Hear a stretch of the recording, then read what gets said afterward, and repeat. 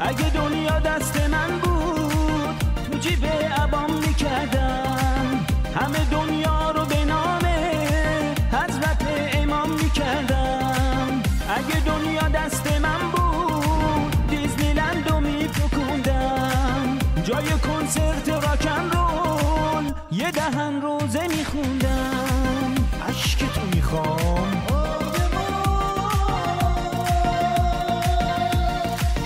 اگه دنیا دست من بود همه جا بسیج میکاشتم، اون بالا رو برج ایفل 4 تا حمامه میذاشتم.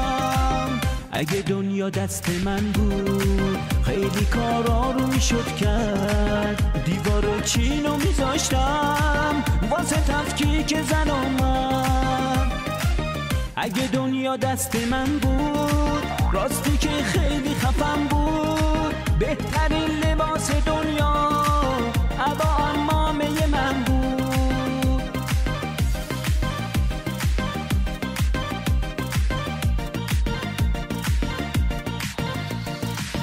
اگه دنیا دست من بود با میذاشتم تو المپیک، توی دانشگاه سوربن میدادم درسای تاکتیک.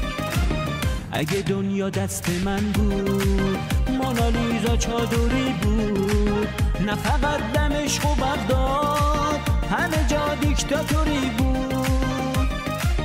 اگه دنیا دست من بود راستی که خیلی خفم بود، بهترین لباس دنیا عبا عمامه من بود.